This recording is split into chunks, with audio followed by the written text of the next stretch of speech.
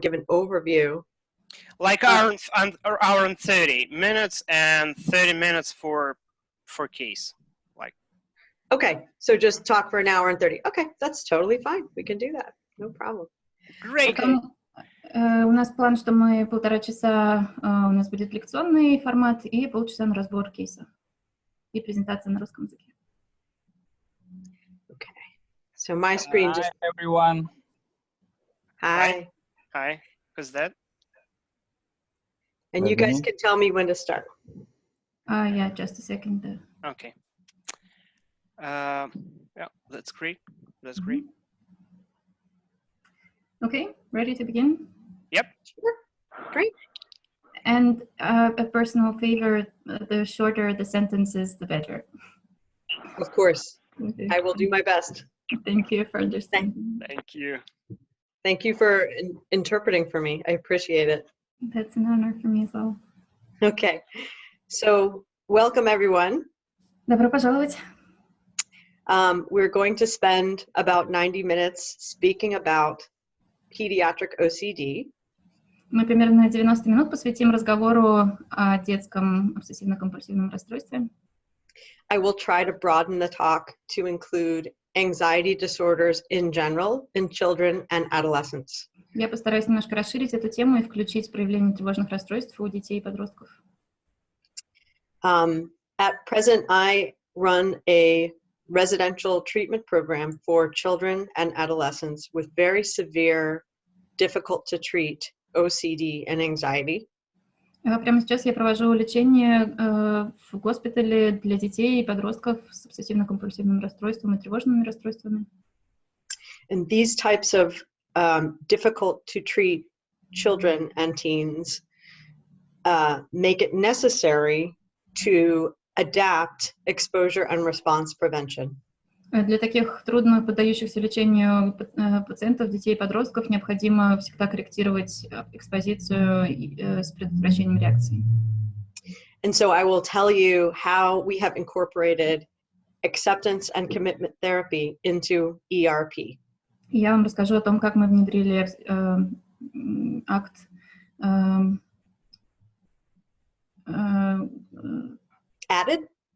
как мы добавили акт в работу с экспозицией с предотвращением реакции. Okay. In addition to that, we have some new knowledge about how exposure-based treatment works. К тому же мы обсудим, как именно работает лечение, основанное на экспозиции. And so I will tell you a little bit about how we incorporate that new data into how we treat children. И я расскажу о том, как новые данные мы внедряем в способ лечения таких детей. Okay.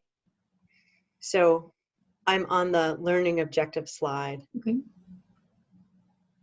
I'm going to skip over basic information about ACT.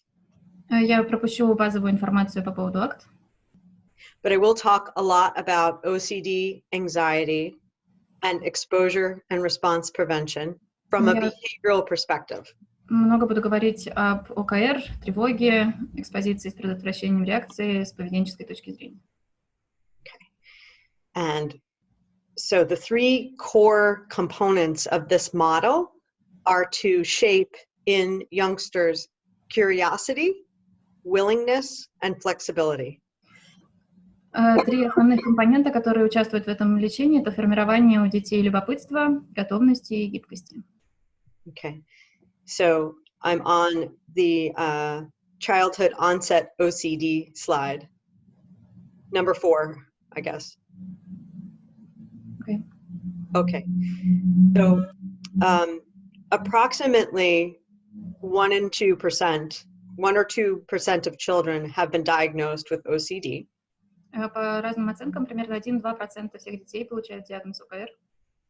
And from what we know, these rates are consistent across countries. И насколько мы знаем, такие же данные относятся к разным странам.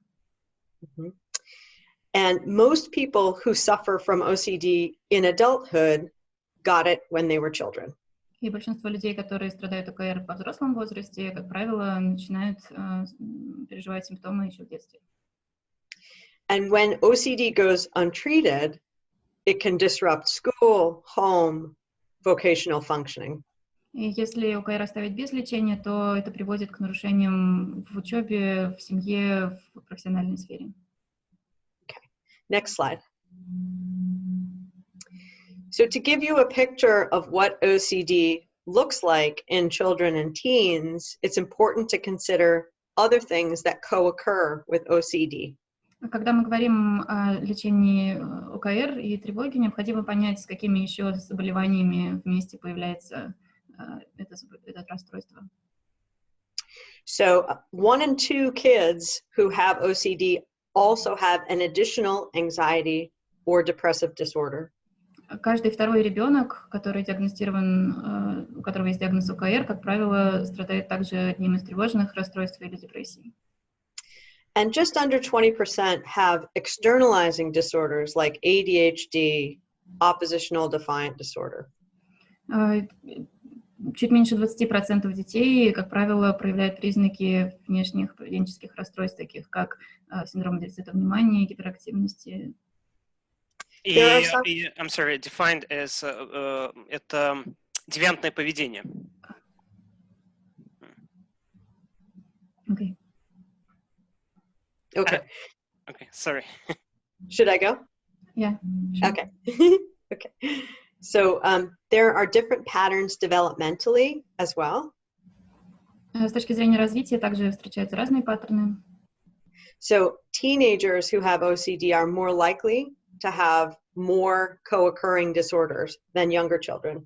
У подростков, у которых появляется ОКР, как правило, больше сопутствующих расстройств, чем у детей более младшего возраста.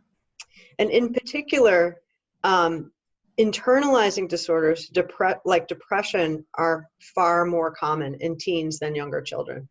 И внутренние расстройства, такие как депрессия, например, среди подростков чаще встречаются, чем среди детей младшего возраста. And so teens with OCD are 6 times more likely to have depression than younger children. У подростков в 6 раз чаще встречается депрессия у подростков с ОКР, чем у детей младшего возраста. So you may already be thinking that it's difficult to just treat OCD. Может быть, к этому моменту у вас появилась мысль, что трудно лечить только ОКР. We often have to treat OCD and depression. Часто нам приходится лечить ОКР и депрессию, because frequently in our treatment studies, we find that depression is a negative predictor of outcome.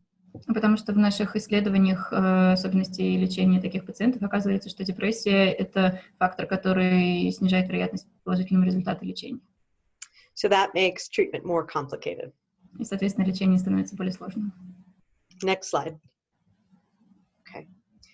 So we never treat children or adolescents without also addressing family issues. Мы никогда не лечим подростков и детей без обращения к семейным проблемам. So very frequently, parents learn to manage children's OCD behavior by accommodating it. Очень часто родители учатся справляться с ОКР своих детей и учатся просто делать это более удобным. What that means is that they often make it easier for children to do their rituals. И, как правило, это означает, что детям просто проще совершать свои ритуалы. And while this helps the family function in the moment, И хоть это помогает в данный момент семье функционировать, it also helps the OCD persist in the child. но это также способствует тому, что ОКР надолго закрепляется у ребенка. So complicating this further, many parents of children who have OCD also have OCD or a tic disorder or another anxiety disorder themselves. И поэтому, если сделать это еще более сложным, то, как правило, очень часто родители детей с ОКР сами страдают от ОКР или от каких-то тикозных расстройств. And when parents struggle with their own anxiety or OCD, it is very difficult to help them change their behavior to support their child's treatment progress. И если у родителей у самих есть проблемы с ОКР, очень трудно каким-то образом корректировать поведение своих детей и способствовать эффективному лечению. So what this means is a couple of things. И это для нас означает две вещи. So first, we need a transdiagnostic approach that can address both OCD and any comorbid disorders. Во-первых, нам нужен трансдиагностический подход, который бы был направлен и на ОКР, и на другие коморбидные расстройства. And next, we need a contextual approach to address how the child is functioning within the context of the family. А во-вторых, нам нужен контекстуальный подход, который будет рассматривать то, как ребенок функционирует в контексте своей семьи. Okay, next slide. So, lucky for us, we have ACT. Нам повезло, у нас есть акт. And as you know, ACT is a transdiagnostic treatment. Как вы знаете, акт относится к трансдиагностическим видам лечения. It addresses behavior in context. Он как раз, этот подход направлен на поведение в контексте. And lucky for us, it's an exposure-based approach. И нам повезло, что этот подход основан на экспозиции. So it fits very well with traditional exposure and response prevention.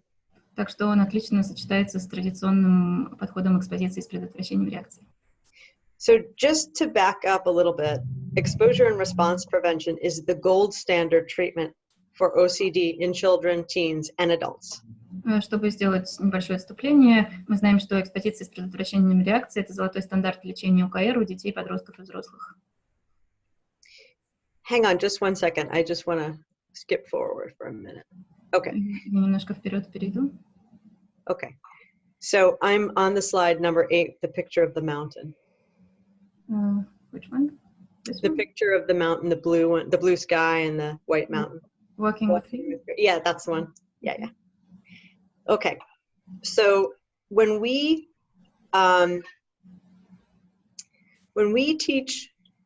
treat children for OCD and anxiety, our goal is not to take away their fear.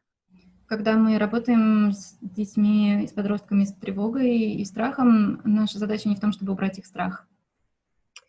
It is to help them learn to walk with fear. Наша задача в том, чтобы они научились идти со страхом. So that they can change their relationship to fear and avoidance and anxiety. Чтобы они смогли поменять свои отношения со страхом, со избеганием, с тревогой. Okay. So we used to talk about exposure as reducing fear, habituation. Мы раньше говорили о том, что наша задача в том, чтобы провести экспозицию так, чтобы возникло привыкание к этому стимулу. But now we think of it as helping people function effectively and flexibly, even in the presence of their fear. Но теперь мы думаем о том, что нам необходимо учить людей функционировать эффективно даже в присутствии тревоги и страха. So that fear becomes something different than something that is dangerous or toxic or something to be avoided. И страх перестает быть чем-то опасным, токсичным, чем-то, чего надо избегать. Okay. All right, next slide. Okay. So this slide, in the picture, it says, life begins at the end of your comfort zone. На этом слайде написано: «Жизнь начинается в конце вашей зоны комфорта». And so that's really what we teach the kids, is how to move to and through and beyond their comfort zone so that they can do the things that truly matter to them. Именно этому мы и учим детей, как можно приблизиться к краю, пройти через границу и жить за пределами своей зоны комфорта, чтобы они могли делать то, что для них действительно значимо. So all of our exposure and response prevention we frame within an ACT model. Поэтому всю экспозицию с предотвращением реакции, которую мы проводим, мы стараемся проводить в рамках модели ACT. So I'm going to skip over these two slides, acceptance and mindfulness processes. Это здесь пару слайдов про процессы осознанности и принятия.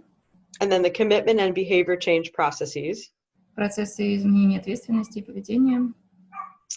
Both are important. Оба эти слайда важны. Оба вида процессов важны. Okay. And so now we're on the slide with an ACT approach to OCD. Акт, подход к ОКР. Okay. So what we want, so we think of treatment as having 3 parts and 3 specific behaviors or 3 specific repertoires that we want to shape. Мы рассматриваем лечение как состоящее из 3 основных этапов, 3 основных модальности поведения, 3 поведенческих репертуара, которые мы пытаемся сформировать. So we think about shaping curiosity about our private events instead of avoidance of those private events. Мы говорим о любопытстве по отношению к нашим внутренним переживаниям вместо избегания этих переживаний. We try to shape willingness to experience challenging private events rather than reduction of those private events. Мы говорим о готовности испытывать какие-то трудные внутренние переживания вместо того, чтобы их избегать. And then we shape flexibility in the presence of fear cues. И, наконец, мы формируем гибкость в присутствии каких-то факторов страха.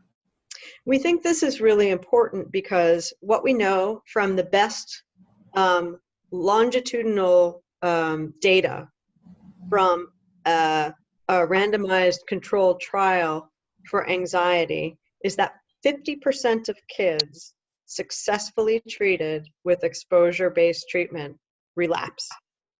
Мы думаем, что именно эти 3 вещи важны, потому что мы знаем из качественных, лонгитюдных, рандомизированных контрольных исследований, что 50% детей, получивших лечение экспозиции с предотвращением реакции, впоследствии оказываются в состоянии рецидива. This is data from the CAMS study, and the longitudinal data is just being published this year. The next slide. It's not on a slide. Yeah, next slide. Okay. Есть данные из лонгитюдного исследования CAMS, которое посвящено как раз детям с ОКР. So because exposure works so well for some and not so well for others, it's important to think about how and why it works. Из-за того, что экспозиция так хорошо работает с некоторыми и совсем не работает с другими, наша задача понять, как она работает и почему. And thinking about it in this way also helps us weave in ACT into an exposure and response prevention model. Когда мы думаем об этом таким образом, нам легче вплести акт внутрь модели экспозиции. So I'm on slide 14 now with the orange circles. Got it? Okay. So it's important to look at behavioral models of how OCD works. Очень важно смотреть на поведенческие модели того, как работает ОКР. So children or teens experience unwanted private events, obsessions. Дети или подростки испытывают какие-то нежелательные внутренние переживания, например, обсессии, навязчивые мысли. So these private events can be recurrent thoughts that they have. Эти внутренние переживания могут быть повторяющимися мыслями. But they can also be physiological sensations. Это могут быть физиологические ощущения. They can be emotions that they have, anxiety. Это может быть эмоции, которые они переживают, тревога. They can be things like the feeling of incompleteness, of something not being just right or perfect. Это ощущение какой-то неполноценности, что что-то неправильно, что что-то не идеально. It can be a sense of dread that something terrible will happen, but no clear idea of what that might be. Это может быть какое-то ощущение ужаса, что вот-вот произойдет что-то ужасное, но нет четкого понимания, что бы это такое могло быть. And in the case of more tic-like OCD, it can lead to things like anger and irritability. А в случае ОКР, который ближе к тикозным расстройствам, это может быть что-то вроде бесконтрольного гнева, раздражения, агрессии. So all of those internal or private events lead to one's attempts to make them go away. И все эти нежелательные внутренние переживания приводят к тому, что появляется желание сделать так, чтобы это все куда-то делось. That can be overt compulsions or rituals. Это может происходить через компульсии или ритуалы. It can also be cognitive rituals, things we tell ourselves in our head. Это могут быть и когнитивные ритуалы, что-то, что мы говорим себе внутри своей головы.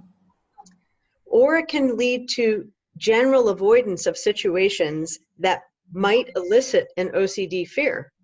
А это может быть избегание в целом каких-то жизненных ситуаций, которые могут спровоцировать проявление ОКР. For example, Например, we might have a young man who has a contamination fear. например, у нас может быть молодой человек, у которого есть страх заражения микробами.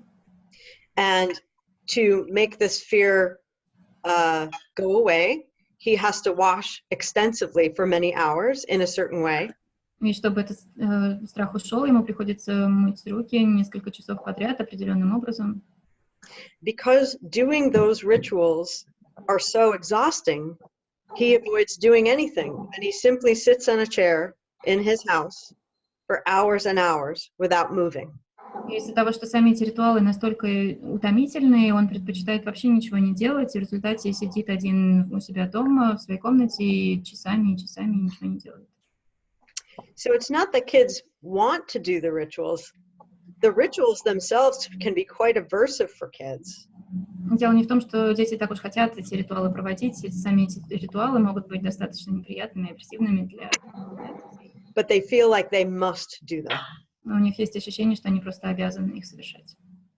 When they do engage in the rituals, it brings momentary relief from Когда они the вовлекаются в эти ритуалы, это приносит им сиюминутное облегчение от тревоги. So that is a negative reinforcement cycle. Поэтому начинается цикл негативного подкрепления. When you engage in a behavior that removes something that's aversive. Когда вы вовлекаетесь в какое-то поведение, которое устраняет то, что воспринималось как аверсивное и неприятное. So in sum, what that means is that people do rituals because they work. Иногда это означает, что люди совершают ритуалы просто потому, что они правда работают. And because they don't have an alternative for those rituals. И потому что у них нет альтернативы, которая бы заменила эти ритуалы. Okay, so go to slide 15. So exposure and response prevention means fostering approach or exposure to obsessions. ЭПР, экспозиция с предотвращением реакции, означает формирование определенного подхода к подросткам с ОКР. And then resisting doing rituals that make you feel better. Которое заключается в том, чтобы сопротивляться вовлечению в ритуалы. And so go to slide 16. So ERP is thought to work by breaking that cycle, that negative reinforcement cycle. И ЭПР работает как раз над тем, чтобы разрушать этот порочный круг между тревогой и избеганием. So the goal of ERP, or of exposure and response prevention, is to help children feel anxious, to help them feel uncomfortable. Задача как раз экспозиции заключается в том, чтобы помочь детям и подросткам чувствовать тревогу. So next slide, slide 17. There are different ways you can do exposures. Есть несколько способов, которыми можно проводить экспозицию. You can do real-life exposures. Можно делать ЭПР в реальной жизни. So for example, if I have a child who has a contamination fear, I would have them touch things that are contaminated. Например, если бы я работала с ребенком, с подростком, который боится заражения, я бы делала так, чтобы он дотрагивался до вещей, которые действительно могут быть микробами. Then once their hands are contaminated, I might have them eat their lunch, И not когда washing their hands. руки у них заражены, я бы сделала так, чтобы они ели свой обед, не моя перед этим руки, например. You can also do imaginal ERP. Можно также делать ЭПР в воображении. So sometimes we have cases where people have they have more obsessional OCD with cognitive rituals that are covert. Иногда встречаются случаи скрытых когнитивных ритуалов, которые помогают справляться с какими-то скрытыми обсессиями. So, for example, I am treating a 24-year-old woman right now who has an 18-month-old daughter. Например, прямо сейчас я работаю с 24-летней женщиной, у которой есть 18-месячный ребенок. And she has recurrent images of sexually harming her 18-month-old daughter.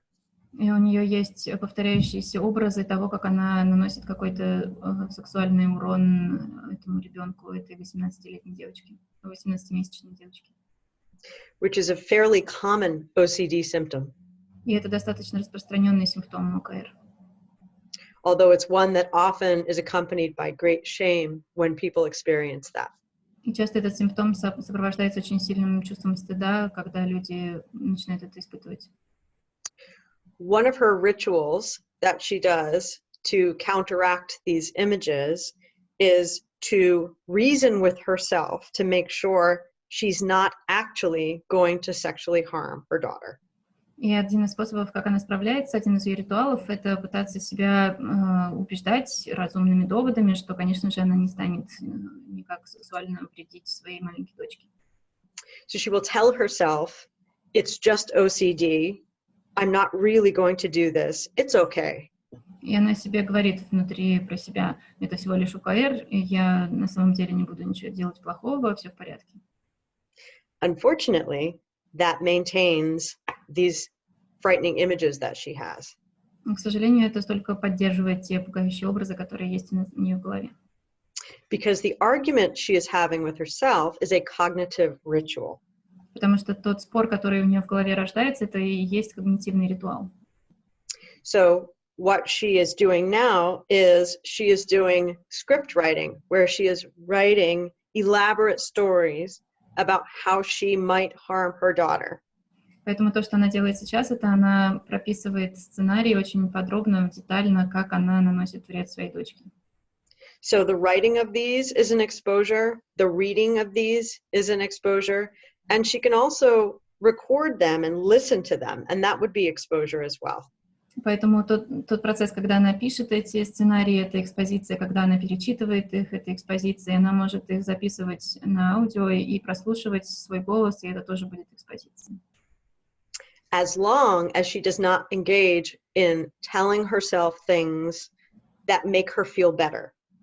И это важно до тех пор, пока она не говорит сама себе каких-то вещей, которые помогут ей чувствовать себя лучше. Okay. We can also do thought-focused ERP. Мы также можем проводить ИПР, сфокусированную на мыслях. So if there's a particular thought, word, or phrase that is frightening, we might write it down on a card and then keep repeating the cards or put them up on the wall or listen to them over and over. Поэтому если у нас есть какие-то мысли, слова или фразы, которые вызывают у нас ощущение страха, мы можем написать их на карточке и носить с собой или развешивать по стенам, или прослушивать снова и снова. Without doing anything to make oneself feel better. Не вовлекаясь в какие-то занятия, от которых мы можем чувствовать себя лучше.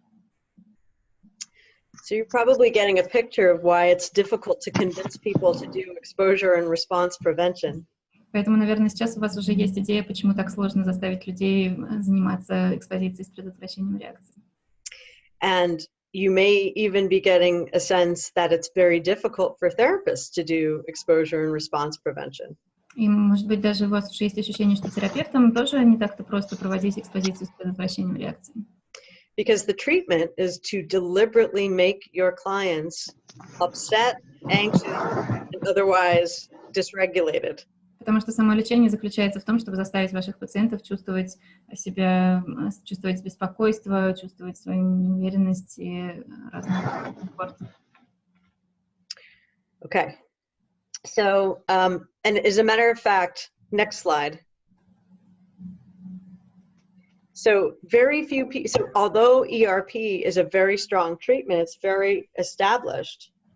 И хотя ЭПР это очень сложное лечение, оно очень хорошо уже существовало.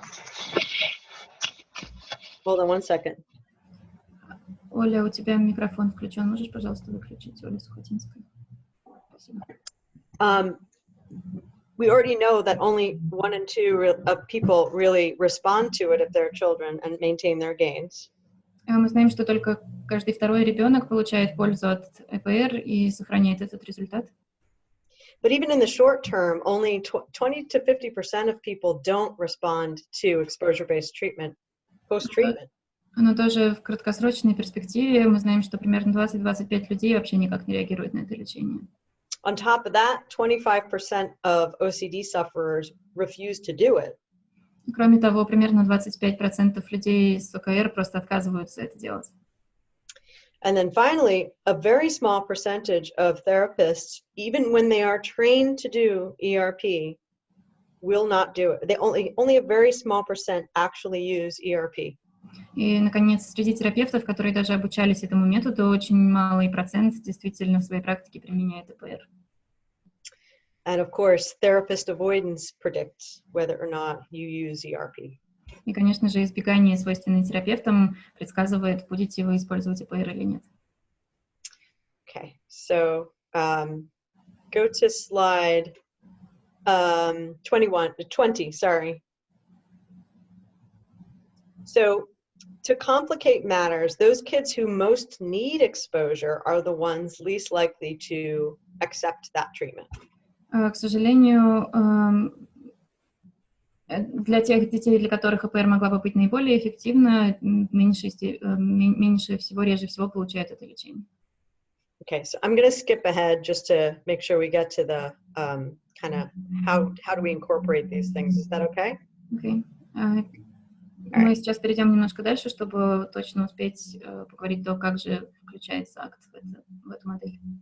Okay, so go to slide 21. And what's the name of the slide? So it's important to think about what makes exposure more or less successful. Нам нужно знать, что же делает ОКР более или менее успешной. So in thinking of children and teens who are accessing exposure, if they have high anxiety sensitivity or fear of feeling anxiety, that predicts higher OCD symptoms both before and after treatment. Мы знаем, что у детей и подростков, у которых больше чувствительность тревоги на базовом уровне, у них будет более выраженные симптомы ОКР до и после лечения. So what that tells us is that children less willing to feel anxious are those ones with higher symptoms. Мы знаем, что те дети, которые меньше хотят испытывать тревогу, как раз будут с более выраженными симптомами. And that places willingness squarely as a treatment target, something we must target in treatment. Для нас это показатель того, что готовность должна для нас становиться мишенью лечения. Experiential avoidance also predicts OCD symptoms even after addressing anxiety and depression. Экспериментальное избегание также предвещает для нас ОКР, даже если удается справиться с тревогой и депрессией. And not surprisingly, how much variability in distress individuals have across exposure, that more variability predicts better outcome. И что удивительно, чем более разнообразный уровень дистресса, который мы предлагаем во время экспозиции, тем больше результат этого лечения. So what that means is the more anxiety, the more you ramp up your anxiety during an exposure, the better your treatment outcome.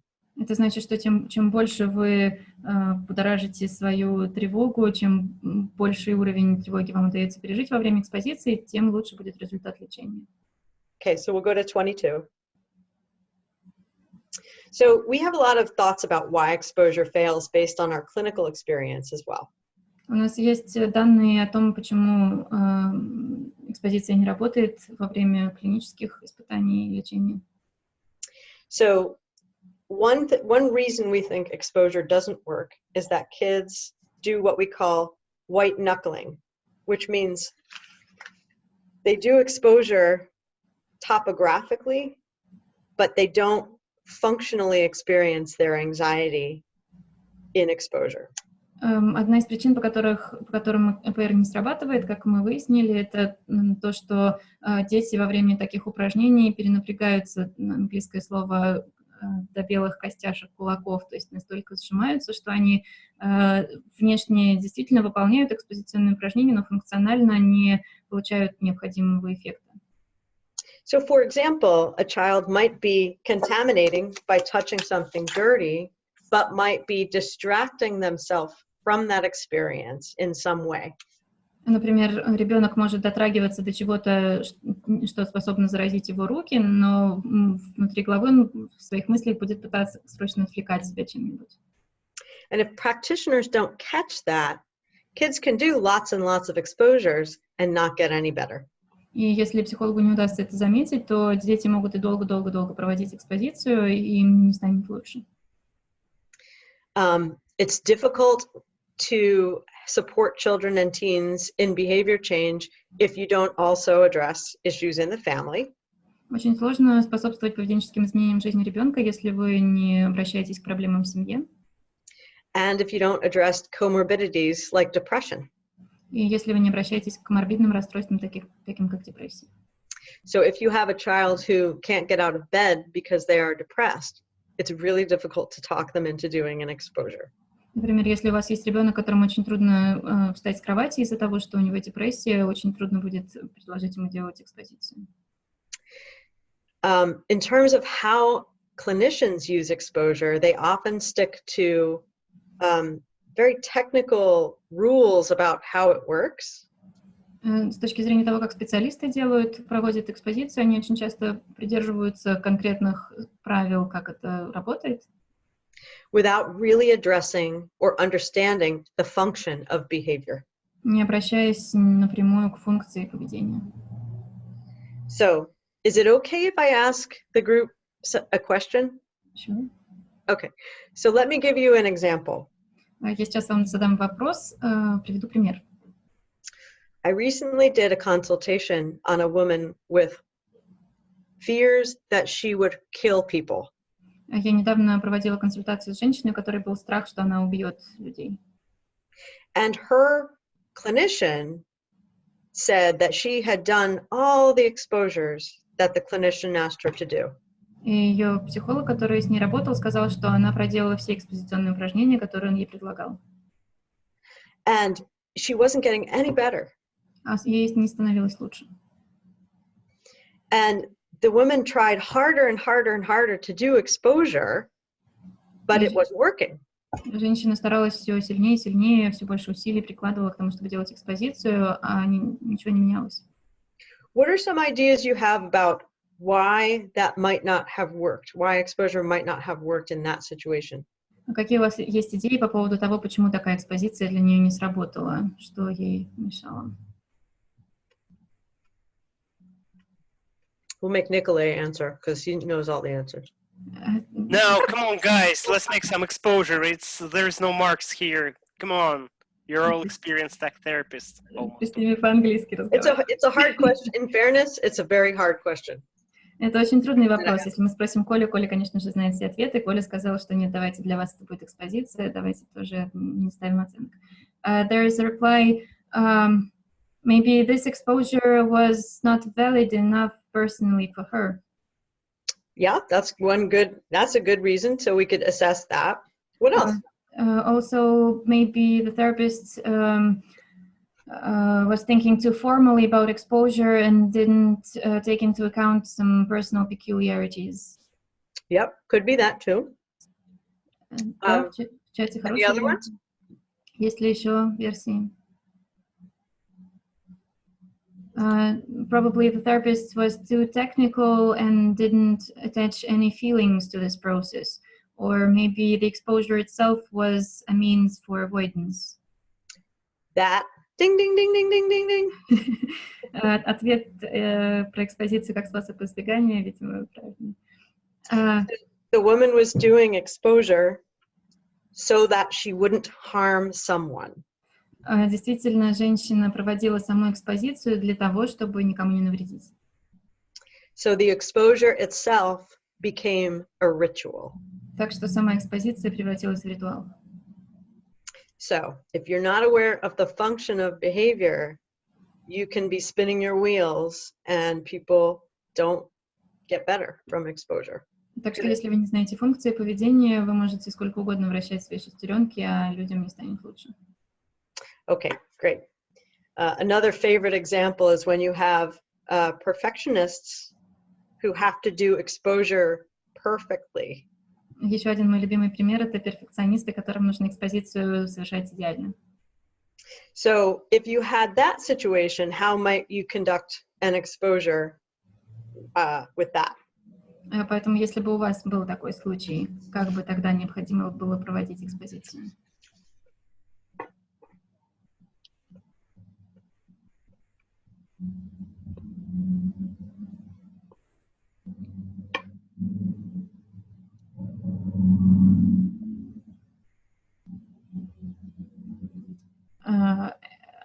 Someone replied, I would include myself into the exposure to make the most unperfect exposure.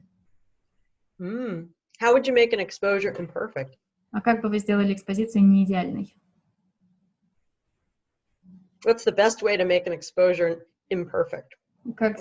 Какой лучший способ сделать экспозицию не идеальной? Not to do it? Correct. Yes. Не делать ее. That is the most anxiety-provoking thing to do for a perfectionist who has to do exposure perfectly. Для терапевта, который склонен к перфекционизму, не делать экспозицию — это самый сильный провокатор тревоги. Okay? All right. So next slide. So this is a little bit of a tricky slide. I will do my best to talk you through it. Это немножко запутанный слайд. Постараюсь вам пояснить, что я имею в виду. Because there are moving parts and I can't see them move. So. Потому что должны были быть движущиеся части, я не вижу, как они движутся. So older models of exposure thought that exposure treatment worked by delinking a fear cue and a fear response. Более старые модели экспозиции работали на том, чтобы стирать связь между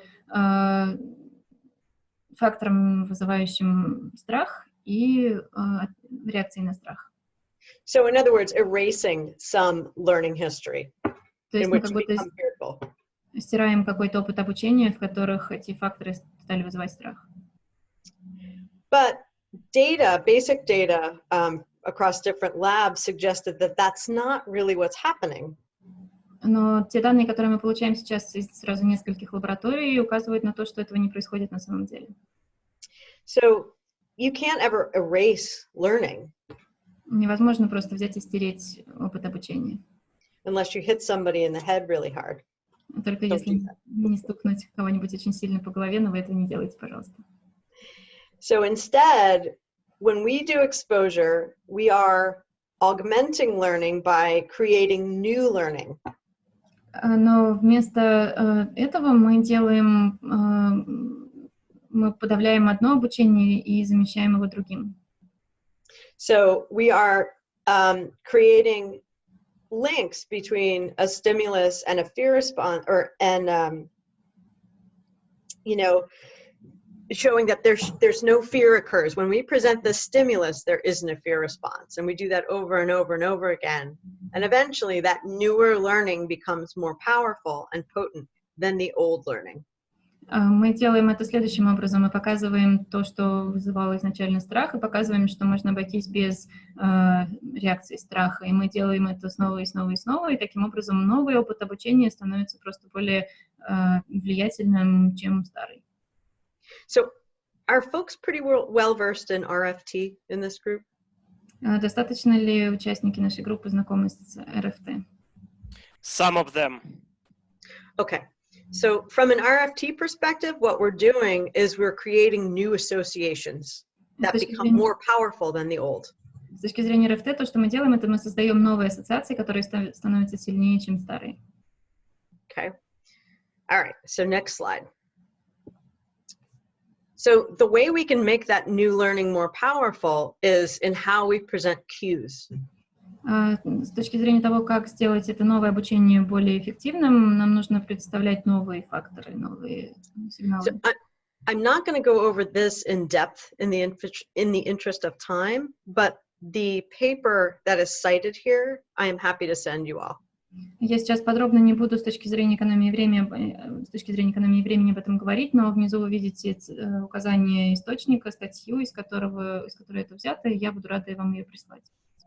And it's actually a terrific paper that takes basic science on exposure and then translates it into specific applications of how you do exposure with individuals to make it more powerful. Это на самом деле очень классная статья, которая описывает базовые теоретические концепции экспозиции и потом переводит их на язык более применимых на практике инструментов, которые можно в реальной экспозиции реализовывать, чтобы повысить ее эффективность. And if it's not translated into Russian, maybe Nikolay and I can get together after this and put together sort of some bullets or something. I'd love to. You can send me. I'll try to translate, or we can. Yeah, I'll send it to you. Maybe we can make a few slides. Actually, I do have slides on it. I'll send you, and then I'll send you the paper as well, so you can read it. It's really good. Thank you. Статья действительно очень хорошая, поэтому мы с Колей договоримся, как мы можем ее перевести, или мне есть несколько слайдов, посвященных этой статье, которые можно будет тоже перевести. Okay, so now we're going to go on to the slide, an ACT approach to OCD. Применение, подход акт ОКР.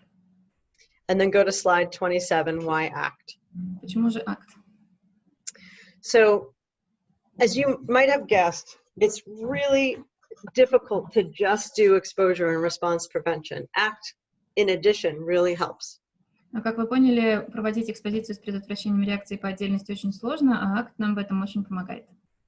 And we use ACT in a very specific way when we do this. И мы делаем акт очень определенным образом, когда мы это поступаем. Specifically, and I will walk you through how we do this, ACT helps individuals with OCD or anxiety pay purposeful, mindful attention to feared private events and interoceptive cues. Если точно, мы помогаем пациентам с ОКР почувствовать больше мотивации за счет того, что усиливаем намеренное внимание к интерцептивным сигналам. It undermines control strategies and adherence to verbal rules. Мы подрываем их стратегии контроля, их приверженность вербальным правилам. And it places engagement in the really, really difficult work of ERP in the context of values. И мы помещаем занятия очень-очень-очень сложными вещами, которые мы предлагаем в рамках ПР, в контекст ценностей. And it engages individuals or people's participation willingly in exploring their feared internal events. И таким образом люди все больше вовлекаются в намеренное желательное участие в исследовании тех внутренних переживаний, которые вызывают страх. Okay, next slide. So more specifically, in terms of supporting the development of a curiosity or curious repertoire, we use mindfulness and diffusion. Если мы говорим о любопытстве и о поведенческом репертуаре любопытства, то для этого мы используем техники осознанности и расцепления. So that helps client more fully notice, attend to, experience their emotions, their bodily sensations, and their thoughts during exposure and response prevention. Это помогает пациентам с большим любопытством и открытостью наблюдать, исследовать, переживать те физические ощущения, эмоции и мысли, к которым мы адресуемся, в отношении к которым проводим экспозиции. So we support willingness in two ways. Мы поддерживаем готовность двумя способами. The first thing we do is we undermine control strategies. Во-первых, мы подрываем стратегии контроля, отказываемся от них. For example, we help kids notice that while rituals are useful in the short term, the cost is one's whole life in the long term. Например, мы показываем детям, что какова стоимость ритуалов, что, например, они могут помогать в краткосрочной перспективе, но в течение всей жизни они лишают нас многого. We use values to place participation in treatment under appetitive instead of aversive control. Мы помогаем им вовлекаться используем ценности для того, чтобы помогать им вовлекаться в это поведение на основе их стремлений, а не аверсивного контроля. So instead of working to remove fear cues, we work towards building something really meaningful and powerful for an individual. Вместо того, чтобы концентрироваться на факторах страха, мы помогаем людям выстраивать нечто очень значимое и ценное в их жизни. And then what we teach is flexibility. So effective behaviors in the presence of anxiety rather than anxiety reduction. И, наконец, мы учим больше гибкости и эффективному поведению в присутствии тревоги. И вместо снижения тревоги мы стремимся к ценностному поведению. So during an exposure, rather than calling attention to whether or not anxiety is reducing, во время экспозиции, вместо того, чтобы обращать внимание на то, снижается или не снижается тревога, we have an individual notice what behaviors they can and are engaging in, even though they're anxious. Мы предлагаем им обращать внимание на то, в каких занятиях, какие действия они совершают, чем они занимаются в процессе того, как они тревожатся. Okay, so I'm going to skip slide 29. Would it be too? I don't think I can show a video, Nicola, can I? I don't think we have time. Yes, you can. Really? Yeah. Yeah, Daria. I will stop sharing my screen, and then you can share yours and choose. Let's try. There's gonna be an option. Okay, we can try it. I don't know if it will work, but it's worthwhile. So I will. You need to open your video like a file and then share your screen. Okay, let me see if I can do it. Uh-huh. All right, hang on. Hang on. I'm going to show just one, and it's 5 minutes. Okay. With sound or without? With. Okay, so when you press the share screen button, there's going to be a white screen with different files. Okay. And on the bottom of the screen, you need to you need to mark the option like mutual using of sound or something, because I have it in Russian, so I don't know how it in English. Okay, I'll try. And what I'll do is I'll pause it every sentence or so for translation. Okay, so this is a video of a young man with OCD. Мы посмотрим 5-минутное видео про молодого человека с УКР. And he has had both traditional ERP and then our version of ERP with ACT. И он сначала прошел лечение посредством традиционного ЭПР, потом нашу версию ЭПР с ACT.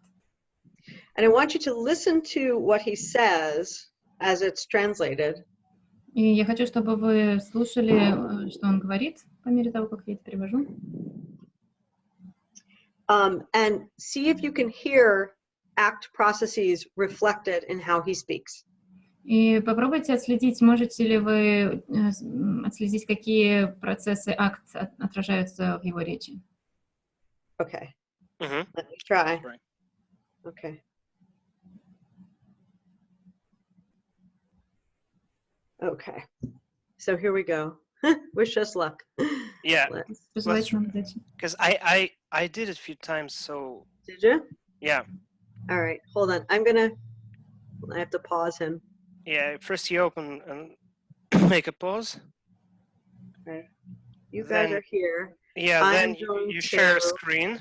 Share screen. Yeah, and then before you choose the file, choose the file. Share computer sound. Share computer sound. Optimize for full screen. Yep. Okay. Here we go. We'll try. Let's try. Wow, working. Okay. It works. Yeah. So, I don't know, I guess when I came here, the biggest difference compared to things that are would probably be the concept of white knuckle. Думаю, что самое большое отличие от того, что я делала до этого в Денвере, это концепция вот этого перенапряжения до белых костяшек. Is a really important key, and you guys may not know what that is, but when Lisa and I first talked about it, the analogy I ended up coming up with was, well, it was help aided by Lisa, but basically, if you have a fear of roller coasters and someone is going to make you go on a roller coaster, so you know you have to go on this roller coaster. Я понял это таким образом, и когда мы с Лизой как раз говорили об этом, Лиза помогла мне этот образ понять. Представим себе, что у вас есть страх американских горок, и кто-то заставляет вас, скажет вам, что вы должны прокатиться на этих американских горках, и вот вы уже знаете, что вы на них поедете. You have a conscious decision you can make. You can go for the natural response, which is to get on the roller coaster and be like, I don't want to be here, I don't want to be here, and like shut your eyes, clench your teeth, and like be miserable throughout the entire roller coaster. Don't take in your surroundings, don't do this, just...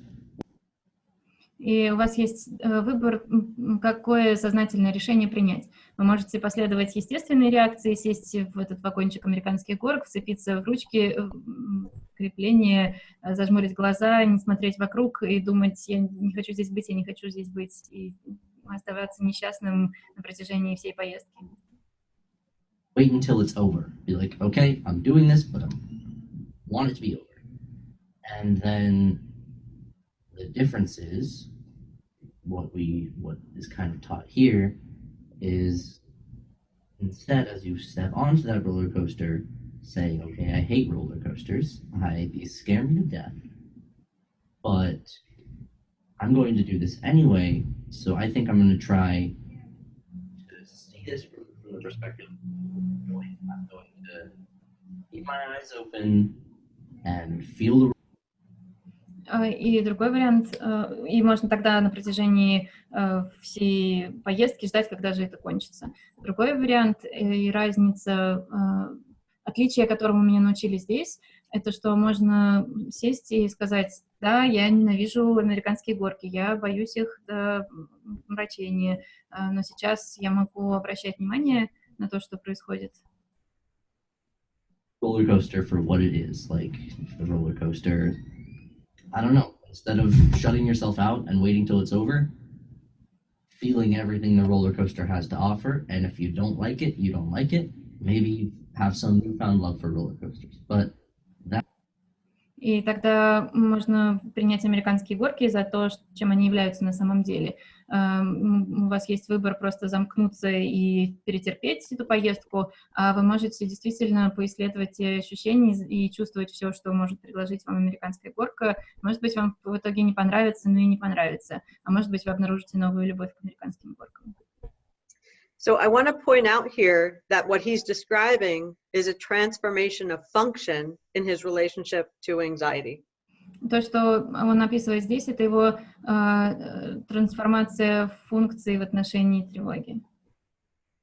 So instead of avoiding anxiety, he is now in the presence of anxiety, choosing to explore it. Вместо того, чтобы избегать тревогу, в присутствии тревоги он выбирает ее исследовать. And when we talk about shaping curiosity, that is exactly what we mean. И когда мы говорим о том, чтобы формировать любопытство, как раз это мы и имеем в виду. Okay. That's a big difference. That's kind of different. Like at other programs, they'll have you do these tough exposures that make you really like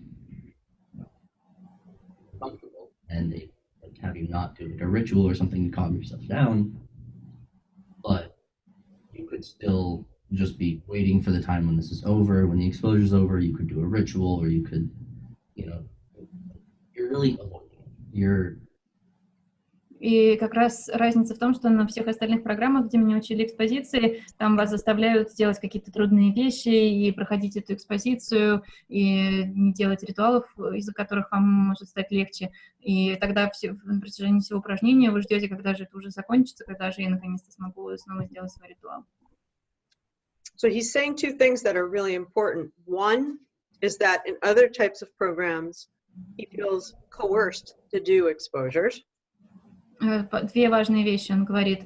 Во-первых, что на других программах экспозиции есть ощущение того, что есть сопротивление к участию в экспозиции. And this happens when he may have been unwilling to do the exposure. И это происходит в тех случаях, когда он не готов к этой экспозиции. So what he does is he covertly distracts himself during the exposure, and it doesn't work very well. И то, что он делает, это он скрытым образом отвлекает себя во время этих экспозиционных упражнений, и в результате они не работают. So I'll let you listen a little bit more to what he says is different. Еще немножко послушаем. Not really going in and thinking about why does this make me anxious? What do I really not like about this? And am I willing to see what would happen if I just did it anyway? And I personally, and I'm weird, I personally see it as a little bit of an adventure every time you do that. It's like, И в этих случаях даже не приходится посмотреть, почему же я тревожусь, что же именно в этом меня пугает.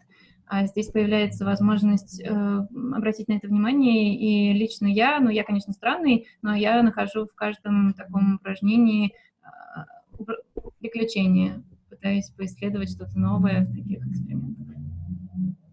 So this is a major difference. So instead of being unwillingly coerced into doing an exposure, he's shifted to willingly and adventurously exploring exposure.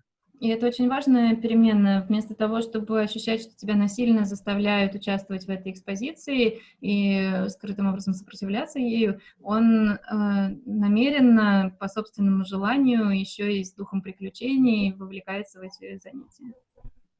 So when I'm treating, I'm listening for these differences in how kids and teens talk about their experience. These are two very positive developments. И когда я лечу своих пациентов, я всегда обращаю внимание на то, как дети и подростки говорят о своих переживаниях. И то, как он описывает, это два очень важных шага к изменениям. Okay, we'll go on. you know, you take, I don't know, to doing something that you're really scared of and you honestly don't know what's going to happen. My OCD says one terrible thing's going to happen, and my rational brain of everything I've learned says nothing's going to happen. I'm just touching a piece of soap. But I, being like basically the unjudgmental, like, I don't actually know what's going to happen. I'm separating myself from either of these things, and I'm just going to be like, well, let's just do it and find out. И есть в этот момент, я не знаю, что будет. Когда я делаю эти вещи, которых я боюсь, мое КР подсказывает мне, что произойдет что-то ужасное. Мой рациональный мозг и весь мой опыт обучения говорит мне о том, что ничего ужасного не произойдет. А сам я отделяюсь от обоих этих, от них обоих и не знаю, что произойдет, но говорю себе, ну давай просто попробуем и узнаем. So I think that's a really cool example of both diffusion and self as context behaviors. Мне кажется, что это очень клевый пример одновременной и расцепления и self как контекст.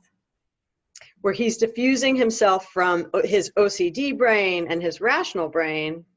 Он одновременно распутывается от своего ОКРного мозга и рационального мозга. And he's speaking from this non-judgmental observer self. И он говорит из этого безоценочного наблюдающего self. So he's actually learned how to do exposures in a diffused way. Он действительно научился проводить экспозицию в распутанном виде. And that diffusion supports this curious exploration of these feared internal events. И это распутывание, расцепление способствует как раз любопытному исследованию внутренних переживаний. Okay. So that's kind of where you end up wanting to do the exposure. Something else that I think came in here that's interesting is like I ended up wanting to do more exposures because it was like, I don't know, it's something new. It's something like you know, it gives you really something they say is just you lean into it. Like, and I found myself like when after I did a hard exposure, like one time. И действительно то, что я здесь обнаружила, это что можно хотеть сделать экспозицию. Мне действительно хочется делать такие неприятные вещи, и как люди говорят, ну, ты ему привыкнешь. И я это поняла после самой сложной своей экспозиции.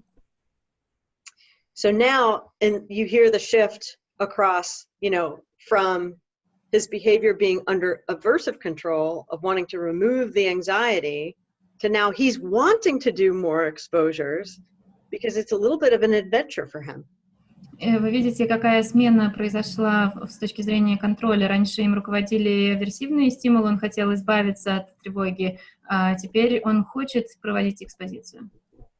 And so I have another video in which he says his value. И у меня есть другое видео, на котором он говорит о своей ценности.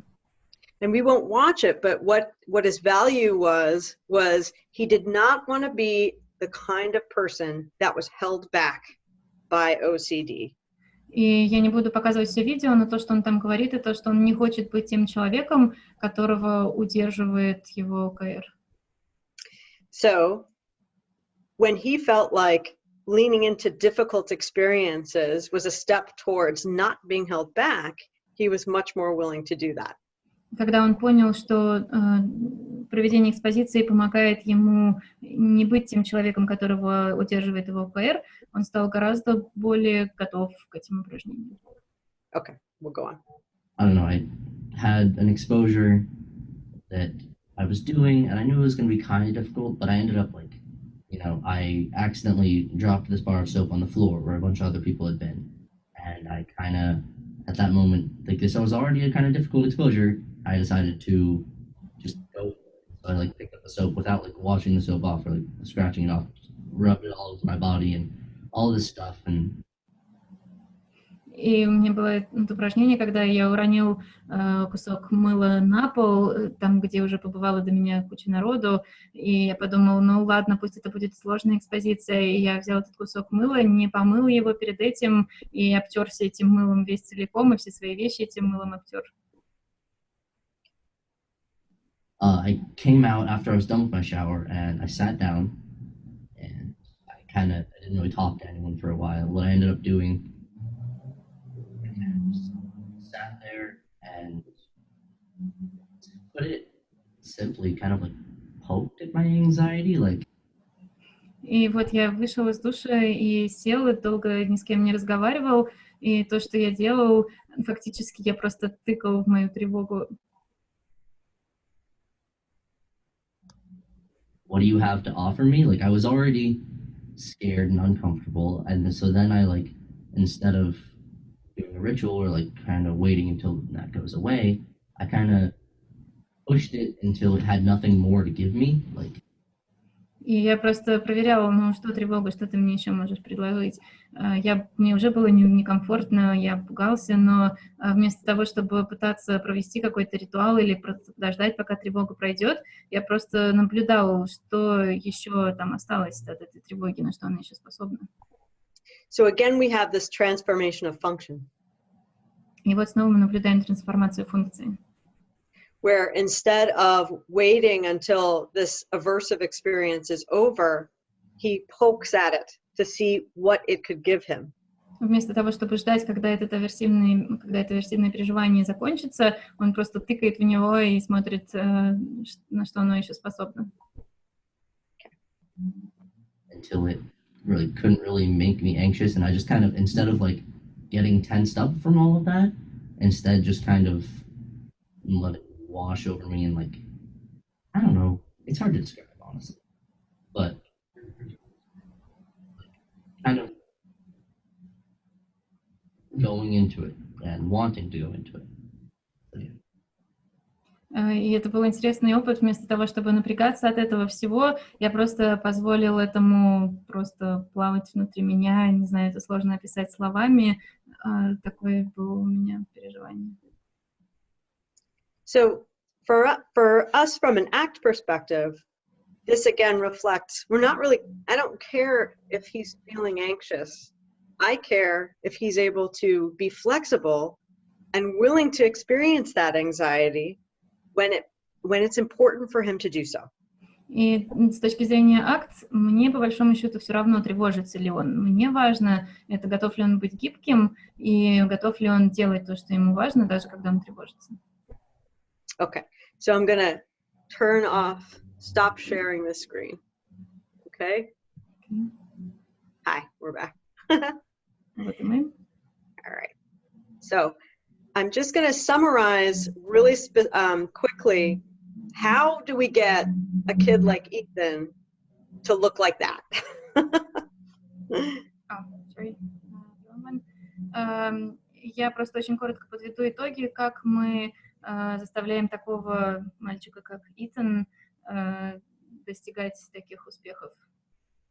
So I'll talk through this and we won't worry about the slides, okay? Я просто об этом поговорю, и пока без слайдов. But you all can look at them later to help support your learning in this if you like. Вы можете просто попозже посмотреть презентацию, они вам помогут в вашем обучении. So I stop sharing? Oh, did I stop? No, should I stop sharing the presentation? You can just leave it on a pretty slide if you like, something like that. We're looking at Ethan, right? There you go. I'm on number 33 if you want to leave that there. The 33, what does it say? It's the one with the mountains on it that say coaching, purposeful attention, and right. curiosity. Yeah. Okay.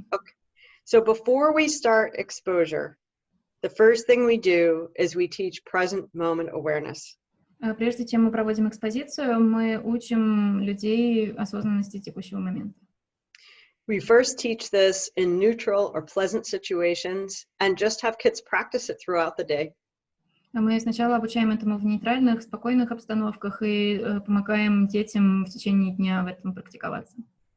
We heavily reinforce the practice of that skill. Мы намеренно подкрепляем практику в этом контексте такого рода.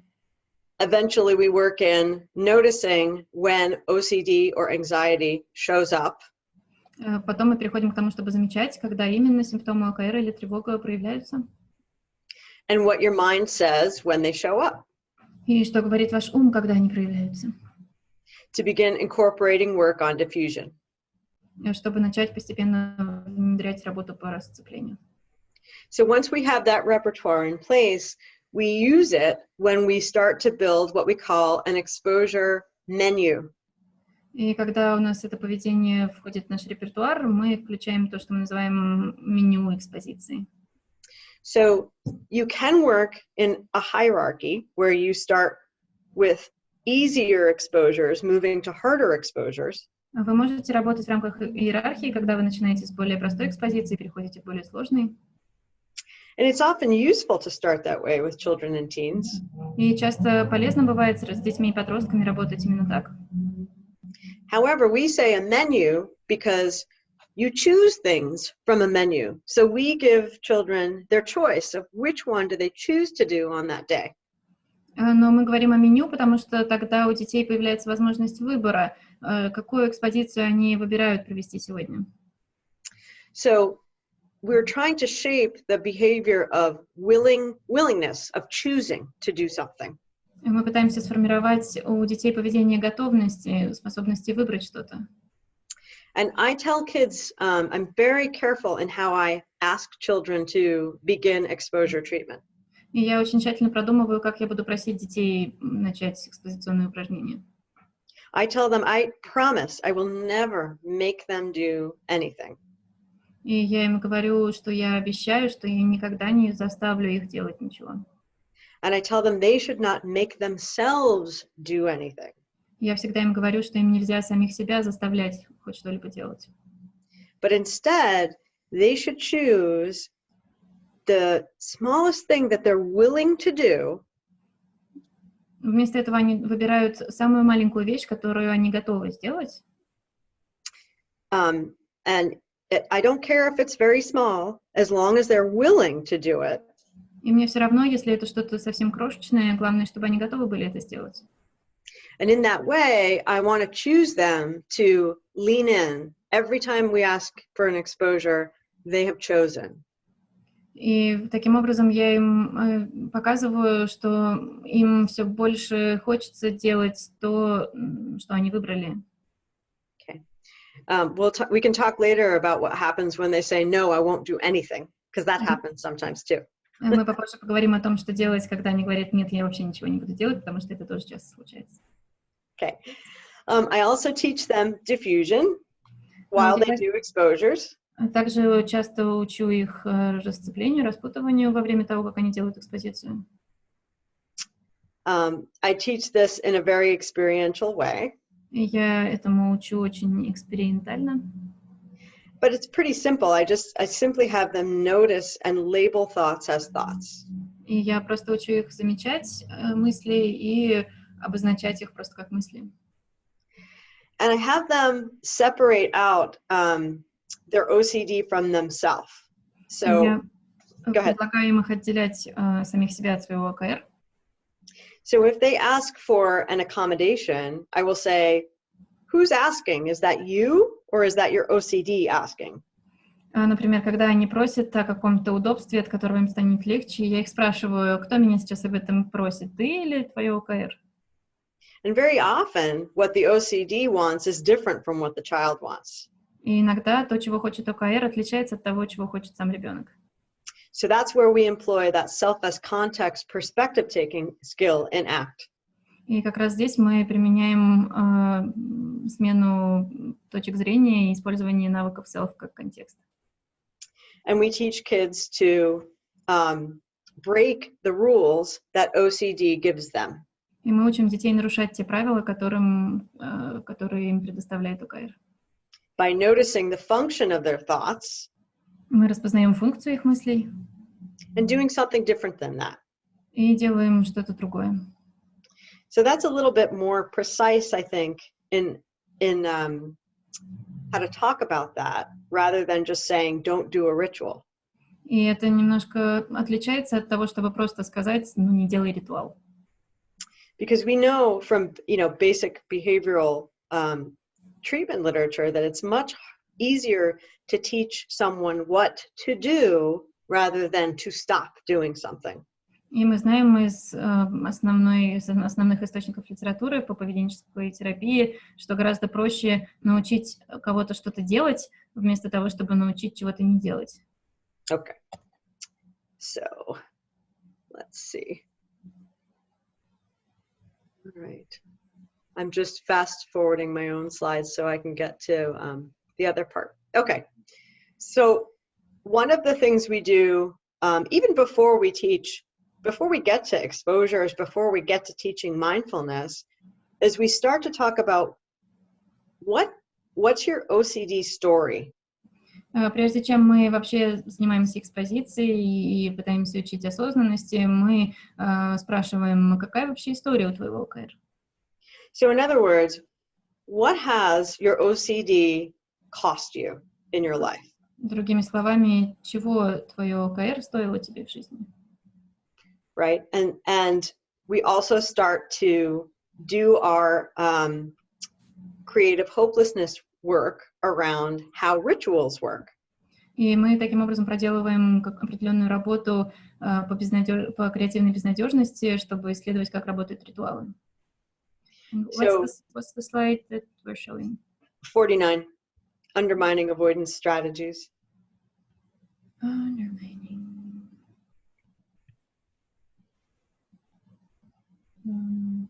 Yeah. Right.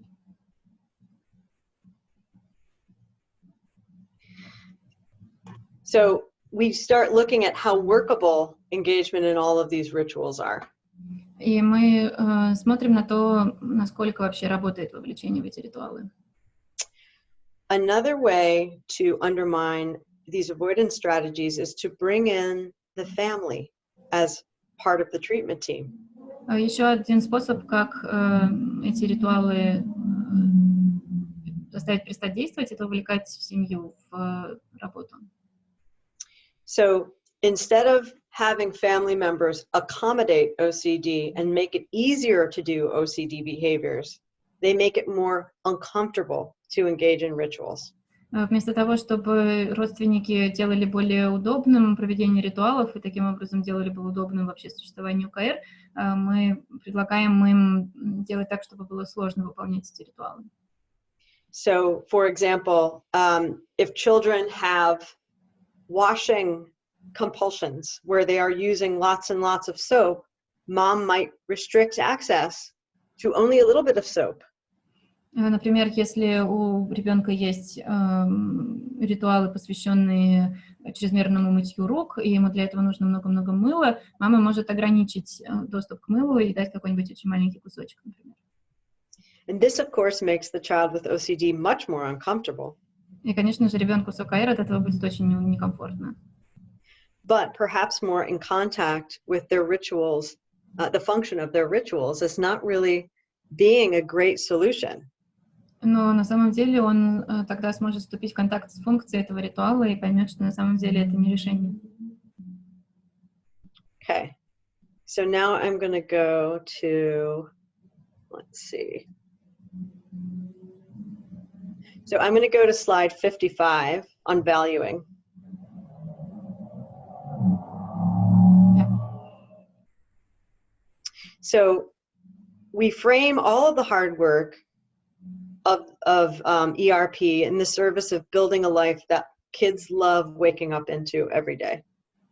Всю экспозиционную работу мы обозначаем в рамках фрейминга, согласно которому у ребенка должна быть такая жизнь, ради которой захочется просыпаться каждое утро.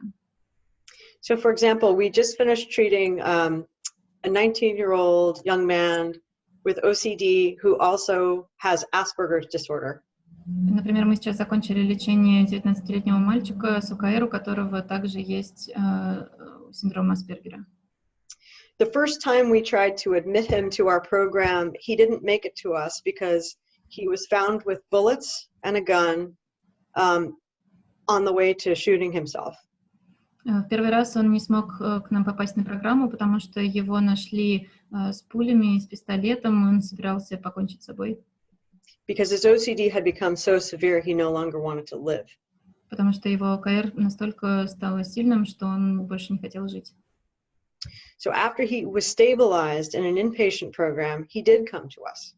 Но после того, как его стабилизировали, после госпитализации, он к нам все-таки пришел. And at the beginning of treatment, he had no interest in basically anything except not being alive.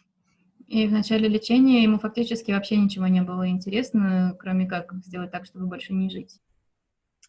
But through shaping things like valuing behavior,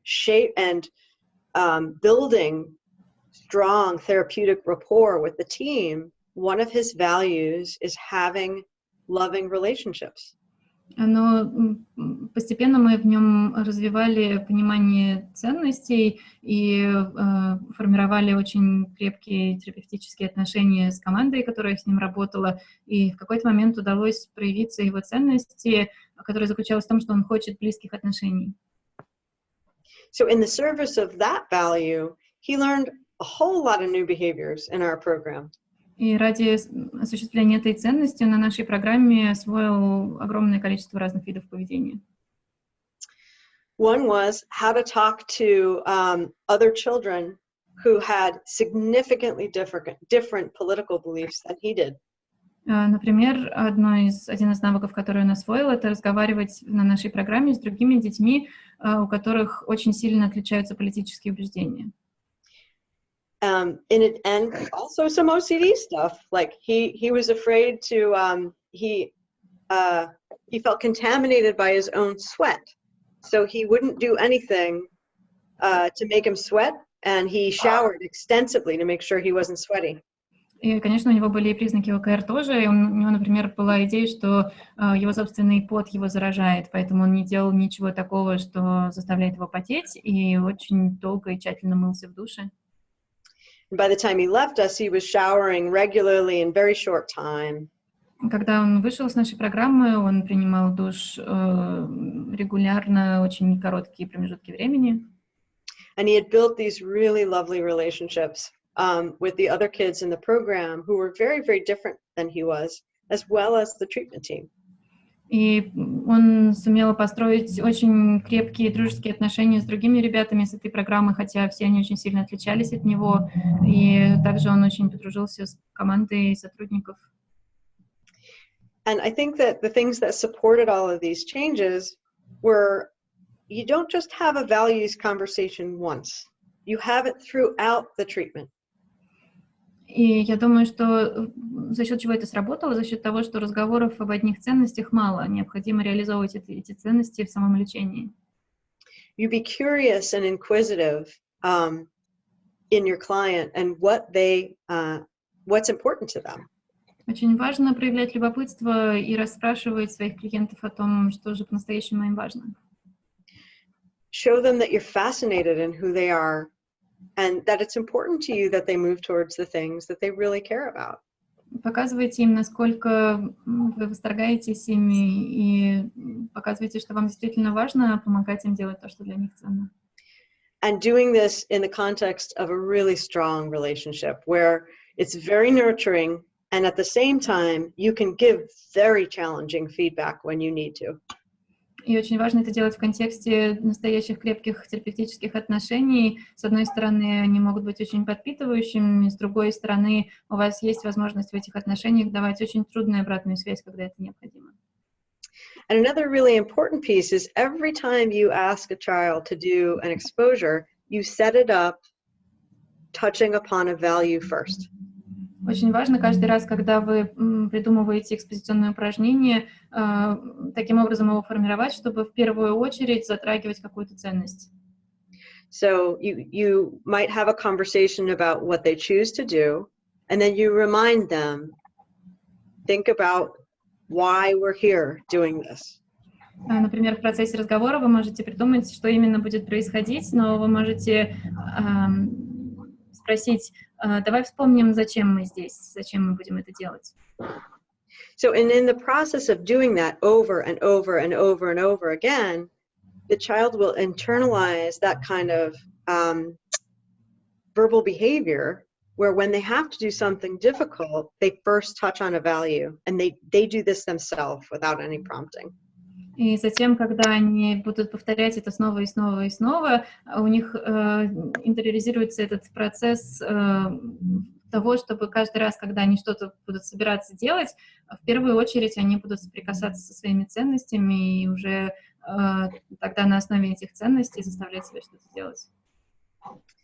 And then lastly, when you do that, this leads a child into many different contexts, because when they pursue a value, it's going to bring them into, different environments, and that's going to support the generalization of this skill. И, наконец, когда вы способствуете тому, чтобы ребенок это делал, он обнаружит себя в разных новых контекстах. И чем больше он будет совершать экспозиционных действий, тем в большей среде, тем в большем количестве разных окружений он будет оказываться, и это поспособствует генерализации. And so when you do this, of course, and you have them choose and make a commitment to do their exposure, you're supporting committed action. И, наконец, когда им удается совершить какую-то экспозицию, и для них это будет действием, по поводу которого они себе дали обязательства, вы предоставляете подкрепление как раз этому процессу действий. And I think we're at time, so I'm going to stop there. Hopefully this gave you a picture of how to incorporate ACT into very specific ways to use exposure and response prevention. И на этом мы сейчас остановимся из соображений времени. Я надеюсь, что это предоставило вам представление о том, как именно акт интегрируется в экспозицию на основе предотвращения реакции. And we'll have for discussion, questions, or cases. И сейчас можно устроить обсуждение, задать вопросы, обсудить кейсы. Друзья, тогда давайте мы возьмем буквально там 5-7 минут на вопросы, 2-3 вопроса, и потом перейдем к кейсу. Maybe we can take about 2-3 questions, 5 minutes for questions, and then we will move to discussing the case. Great. Да, отлично.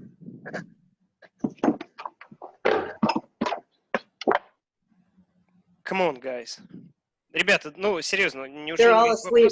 вопросов? Можно я задам вопрос? Да. Is it okay if I ask a question? Конечно. What do we do with children whose rituals concern attachment? So, for example, their rituals are about hugging or some closeness with their parents, and then exposure would be very traumatic. Мой вопрос про то, что делать с детьми, у которых ритуалы касаются близости, то есть если это обнимашки, если это прикосновение, близость с родителями, тогда экспозиция может быть очень травмирующей. So that's a really common OCD fear, being away from one's parents or not being able to touch or gain reassurance from parents.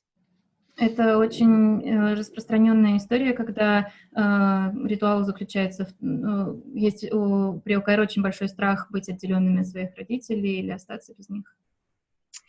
And I just want participants to notice how that feels, to consider asking a child to not receive hugs so often from parents in the service of this treatment. И я хочу, чтобы сейчас присутствующие представили себя, как это вообще ощущается, когда мы просим ребенка не обниматься со своими родителями достаточно часто, чтобы не поддерживать собственный страх. And I want you to notice the word you used, if it was the same in both languages, was it's traumatic. И сам язык, который вы используете, что это травматично. So notice those thoughts in yourselves as therapists and how they function. Заметьте свои мысли как терапевтов и попробуйте отследить их функцию. Because fusion with those kinds of ideas can make therapists more cautious and hesitant in doing exposure. Потому что такие мысли способствуют спутыванию самих терапевтов, и они с большей опаской будут проводить сами экспозиционные упражнения. Mm-hmm. So the exposure for that situation would be to restrict hugs to mom. Действительно, в этой ситуации экспозиция заключается в том, чтобы наложить ограничения на обнимашки с мамой. And it wouldn't be to restrict them all, but maybe just whatever a developmentally appropriate amount or time for hugging, but maybe not so many during the course of the day every time someone is feeling anxious. И, может быть, мы не убираем их полностью, но пытаемся снизить до какого-то нормального уровня для соответствующей стадии развития или хотя бы делать их не так часто в течение дня, не каждый раз, когда возникает страх. And I might add some language for a child or a mom about that exposure that could help. И я могу добавить даже с определенного языка, речи, слов, которые и мама, и сам ребенок может использовать во время такой экспозиции.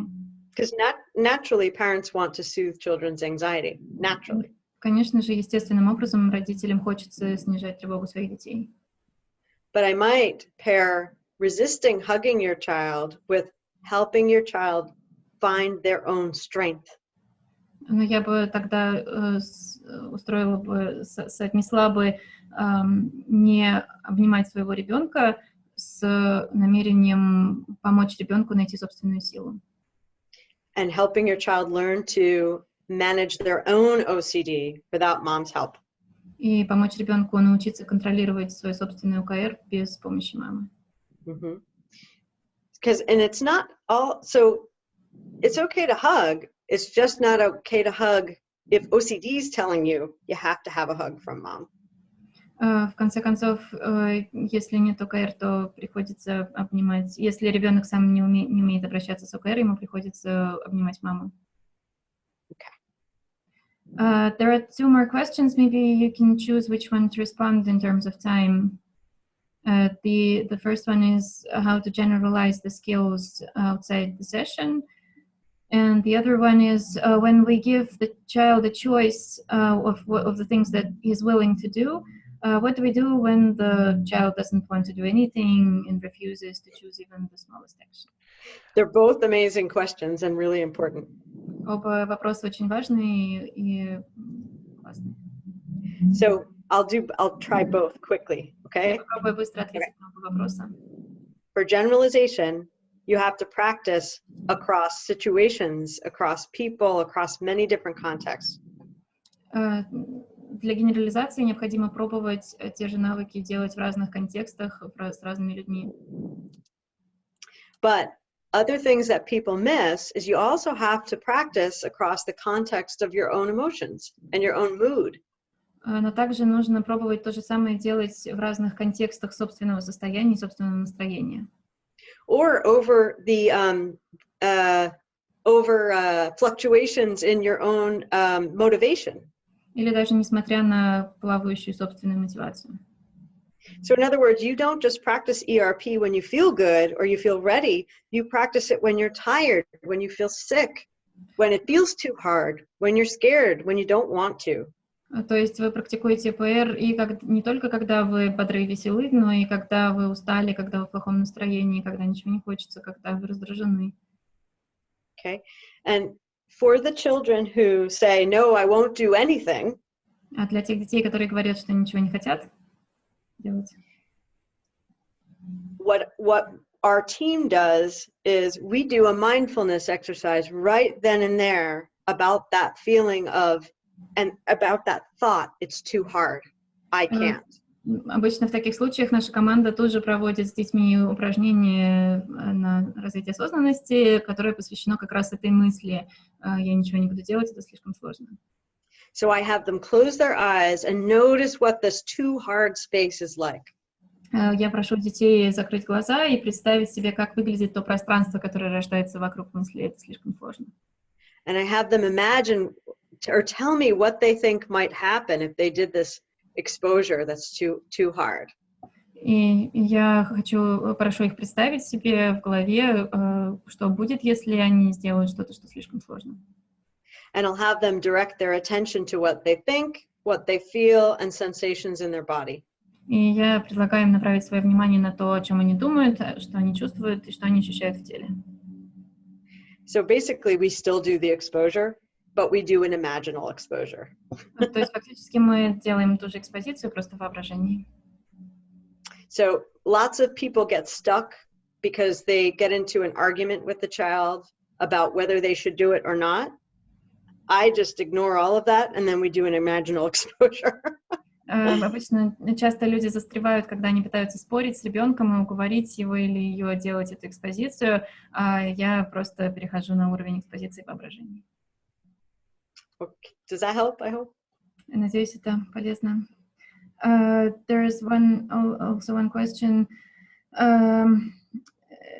You mentioned the teenager with the Asperger's syndrome.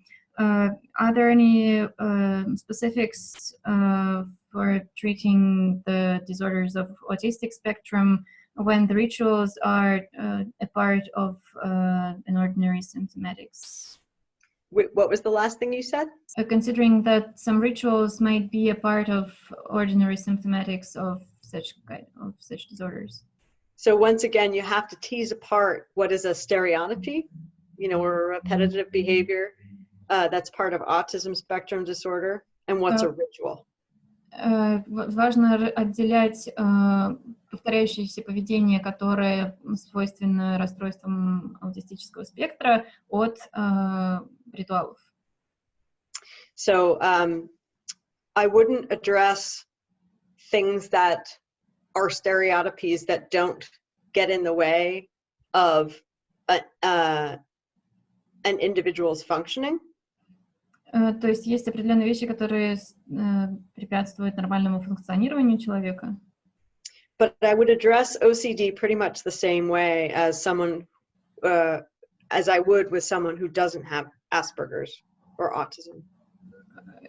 Но я бы при лечении такого пациента с ОКР я бы лечила его так же, как я бы лечила пациента с ОКР, у которого нет синдрома Аспергера или аутизма. But some differences that make it harder to treat individuals who have autism spectrum disorder is they need many, many, many more trials to generalize. Трудность, которая заключается в лечении таких пациентов, у которых есть сопутствующее расстройство аутистического спектра, в том, что им нужно гораздо больше попыток чтобы генерализовать. They may need, there's a lot of differences. You may need to be more concrete in how you present things. Действительно много различий, гораздо более конкретно нужно преподносить какие-то вещи. And they also have trouble self-directing. И у них также есть трудность с тем, чтобы самостоятельно регулировать свое поведение. So there are some skills deficits that you need to work on before they will fully be able to sort of guide their own recovery or their own treatment from OCD. У них действительно есть определенные дефициты навыков, к которым необходимо будет обратиться до того, как они станут способны самостоятельно регулировать свое лечение и свой контроль ОКР. Okay, I'll leave it at that for now. Наверное, на этом остановлюсь. Thank you. So let's go to the case. We have about 15 minutes. У нас осталось примерно 15 минут на случай. It's less than expected, but let's try to figure it out. Времени чуть меньше, чем мы ожидали, но попробуем, что получится. Okay, so the patient is a girl of 12. She has had 3 sessions. What does she describe as the main problem? The girl says that it's her shyness and self-doubts. The mother says that it's trichotillomania. 2 years ago, the mother noticed that the girl's eyelashes disappeared greatly. She was transferred to another school that year. She became more silent. The family went to different doctors until the girl admitted that maybe there are no eyelashes because she yanked them. She didn't see it as a problem. After that, Sonia went to a child psychologist for half a year. Then the psychologist left and the girl didn't visit anyone else. The parents are divorced, got divorced when she was 2 years old, and the father doesn't communicate with the child. Sonia lives with her mother and grandmother. The girl wants to overcome shyness, self-doubt. The mother wants to cure the girl from trichotillomania. The goal of emotional control. Sonia wants to feel anxiety and fear when communicating with unfamiliar people. Not to be upset when children reject her. Behavioral goals. Sonia wants to be more sociable, to protect herself when she's bullied. Don't let others ignore it. Be brave, for example, when she communicates with sellers in the store or studying in a dance class. External obstacles. Sonia wears glasses and sees badly. Through the glasses, her eyes are well seen, and you can see that there are almost no eyelashes. People begin to look at her eyes, so she begins to feel very confused and wants to escape. She's dancing. Her dancing class was mixed with another class. There were girls who make fun of her at school, and at dancing classes, adults don't support her. The actions that are not working, she calms herself down by pulling out eyelashes. She pulls out eyelashes if there was stress or she was alone or no one interferes. She doesn't leave the house to go anywhere. She avoids contact with girls on the street. She abandoned her hobbies. She wants to quit dancing. She describes herself as unsympathetic, too high, believes that unfamiliar people don't like her. She has rules. If I have eyelashes, I will be pretty. People will like me. People will be friends with me. I know I shouldn't pull out my eyelashes. You can't pull out all the eyelashes at once. They don't have time to grow. Mom shouldn't see that. She has a certain judgment. When you're beautiful and confident, everyone is drawn to you. Everyone loves you. The avoidance of experience. She doesn't like to wait. She doesn't want to talk about what will happen if the eyelashes will cease to grow. She avoids open conflict, doesn't defend her position. The loss of contact with the present moment very closely, but when talking about how it hurt the girls, when she's talking to the girls about how it hurts, the girls get concerned. She's popping up in memories, gets distracted. When the therapist says she would like to protect her in the conflict, she freezes and becomes detached. When the therapist asks about the fear at school, when she started pulling out her eyelashes, she also loses contact with the present moment. Values and actions, her important areas of life are friendship, relationships with classmates, with peers, school. Her values is that she wants to be a good, honest, good friend who never betrays. She learns well, communicates with two close friends. She wants to behave confidently, speak loudly, not to be afraid to make a mistake at school. So the personal values of the therapist, I feel like sometimes I don't understand her emotional reactions at all. Sometimes she can be very discreet. I'm starting to worry about that. At some point, I think she thinks I'm stupid.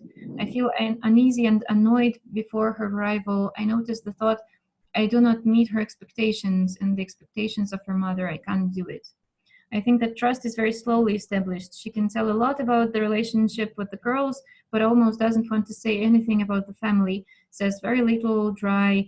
All is well, I feel good at home, my mother is kind, she almost doesn't scold me, I'm allowed, etc.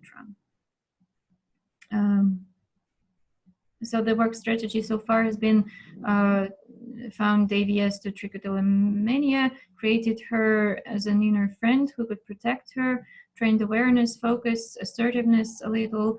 The next step is planned to be discussing the situation in the family, emergency plan for when she's alone, and will be put to do the same thing. Okay. That was a great, very comprehensive picture. Очень тщательная картинка, очень подробная. Okay. So, I'm thinking of two things. One is, there's three sort of broad directions I would go with her. The first is, I would not work immediately on the trick. I would work on her, I would go exactly to where her value is, which is to build friendships, to be a good friend. One of the things with kids this age, go ahead. Есть три широких области, в которые бы я пошла работать с такой девочкой. Я бы не стала напрямую сразу обращаться к ее мании, но сначала пошла бы туда, где ее ценность, то есть быть хорошим другом. So one of the things that's important with kids this age is that they're often, and you hear it in how she's thinking, they're often engaged in trying to avoid pain, avoid rejection, avoid anxiety, avoid feeling bad. Очень часто в наше время дети, когда говорят о дружбе, можно даже услышать, как они об этом говорят, что они пытаются избежать боли, избежать отвержений, избегать покинутости. They're also engaged in sort of counterproductive social strategies, like how do I make these bullies nice? How do I make them stop being mean to me? И они также вовлекаются во всякие контрпродуктивные стратегии совладания, например, как заставить этих ребят, которые надо мной издеваются, как сделать их добрыми, как сделать так, чтобы они больше надо мной не издевались. So I would join with her around how awful that feels. That is awful. I wouldn't want to be this little one at all. Я бы действительно с ней объединилась в отношении того, что действительно должно быть очень трудно это переживать. Я бы не хотела оказаться на ее месте. She sounds miserably sad and anxious, and in the presence of sadness and anxiety and loneliness, she pulls her eyelashes out. И звучит так, как будто она действительно ужасно грустная, и ей очень одиноко, и она очень тревожится, и каждый раз, когда появляется эта грусть и тревога, она начинает выдергивать ресницы. And my guess also is that because her social behavior is organized by these attempts at avoidance, that the way she tries to engage peers is pretty inept, not good, pushes people away. It makes her a target. И я думаю, что из-за того, как сильно она пытается избегать своей тревоги, скорее всего, те способы, которыми она пытается выстроить контакт с людьми, не очень-то работают и, может быть, заставляют ее выглядеть странной и делают ее мишенью.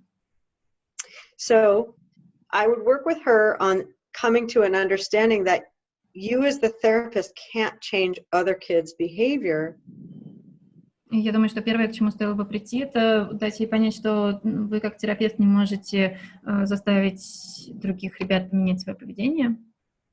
But you can help her start to engage in behaviors that are consistent with being a good, loyal friend. Но вы можете помочь ей вовлекаться в такое поведение, которое поможет ей действительно в реальной жизни быть хорошим, верным другом. So have her think about, what does a good friend do? What do they look like? Поэтому можно вместе с ней подумать, как же выглядит хороший друг, что же он делает. And this is going to serve a couple of purposes for her. И для нее это будет две цели иметь. It will give you a list of specific behavioral behaviors she could practice during the week that may lead her to friendships, but at the very least will help her practice these social skills that she needs. Во-первых, это предоставит вам четкий список видов поведения, которые, может быть, приведут к формированию дружбы, а может быть, во всяком случае, дадут ей возможность практиковать эти социальные навыки в реальной обстановке. And it'll give you, as a therapist, a chance to assess whether there's an actual social skills deficit there, because she may not have the skills she needs to actually interact well with other kids. We don't know. А во-вторых, это как терапевту вам даст понимание того, есть ли действительно какой-то дефицит социальных навыков, который необходимо будет восполнить. Мы же никогда не знаем на самом деле, чего они умеют и чего не умеют. And you can do things with her like role plays to see when she engages in these behaviors. Let's say going to say hello to another girl is a behavior that might be consistent with making a friend. И можно разыгрывать по ролям такие социальные ситуации, и можно придумывать для нее социальные эксперименты. Например, пойти поздороваться с другой девочкой — это поведение, которое соответствует ценности быть хорошим другом. So if she role plays things like that with you, some of her fear and anxiety is going to show up in the room. И если она попробует проделать то же самое с вами в кабинете, может быть, какие-то страхи и тревоги проявятся. So that gives you a chance to start working on strategies like acceptance and diffusion when that shows up, when she's on the way to engaging in this valued behavior.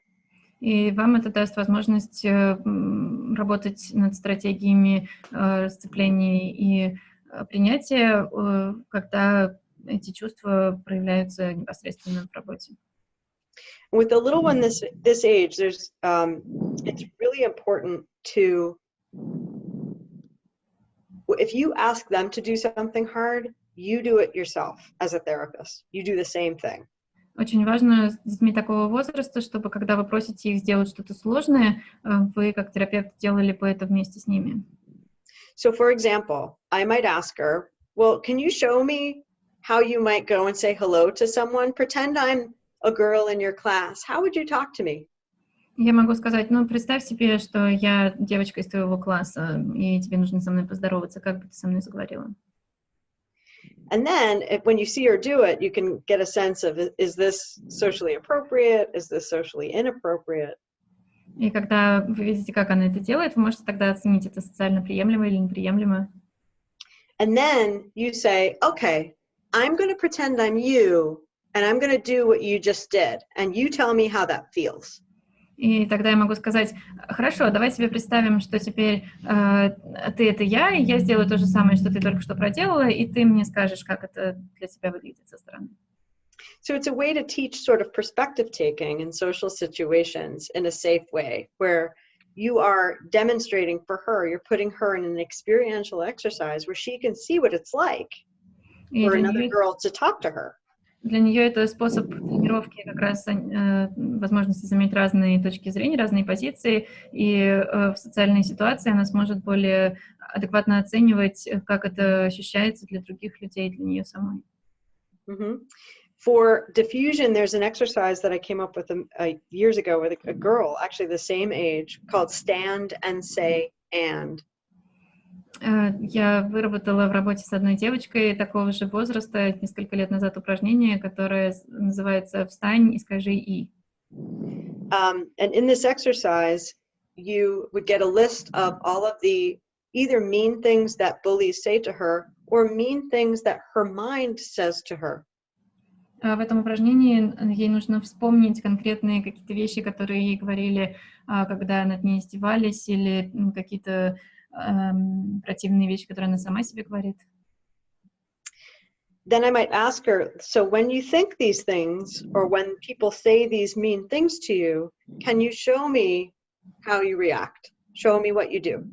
И я тогда ей сказала, можешь ли ты сейчас, когда ты вспоминаешь все те противные вещи, которые тебе говорили или о которых ты думаешь, а можешь ли ты мне показать, как ты на них реагируешь? And let's say she avoids, or she cries, or she turns away. И представим себе, что она начинает избегать или плакать, или отворачивается. Then you do another role play and you say, okay, I want you to be a bully. And I want you to say those mean things to me. And I'm going to pretend that I'm you. And I'm going to do what you do when you hear those things. И тогда я предлагаю провести еще одну ролевую игру и говорю, представь, что ты будешь издеваться надо мной, я буду тобой, и ты мне будешь произносить все те противные вещи, которые тебе произносили, а я покажу, как ты на них реагируешь. And what happens generally is that the kids actually are, it's very easy to bully the therapist because the therapist is curled up in a ball.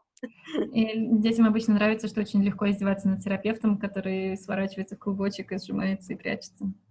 And you have her notice what that's like for her to bully. Вы даете девочке понять, каково это издеваться над кем-то другим. Then you say, okay, I want you to do the same thing, but I'm going to do something different.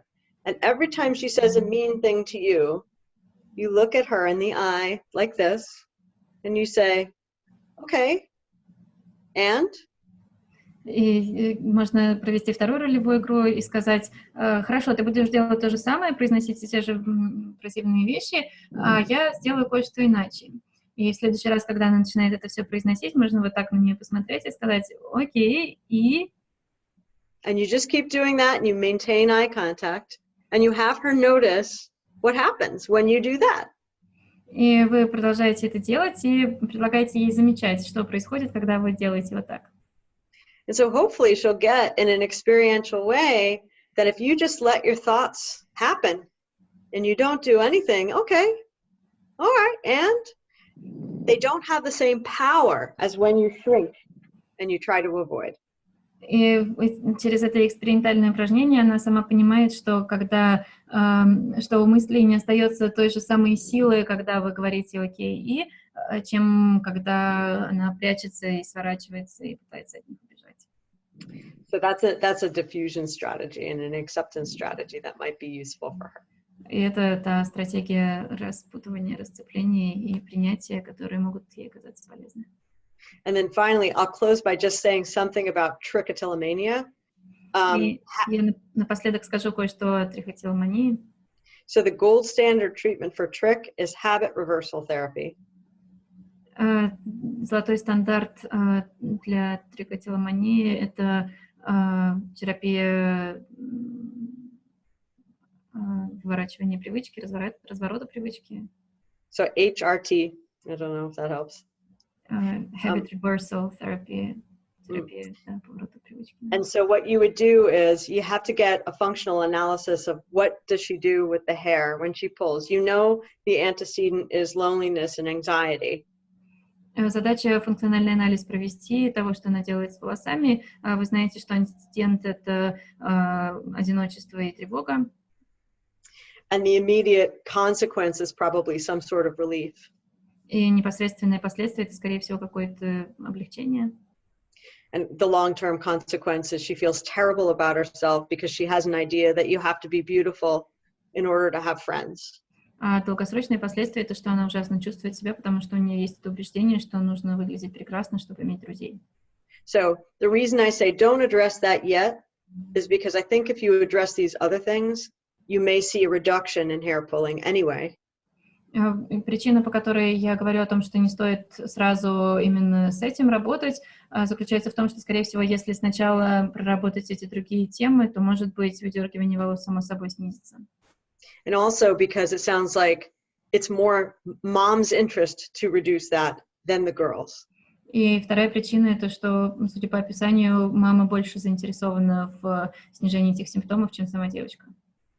But small things you can do to prevent her from pulling her hair, if she's willing, are to do things like wear gloves or put band-aids on her fingers so it's harder to pull, or give her a fidget, like something like this to play with instead of pulling her hair. So give her a replacement behavior for pulling the eyelashes out.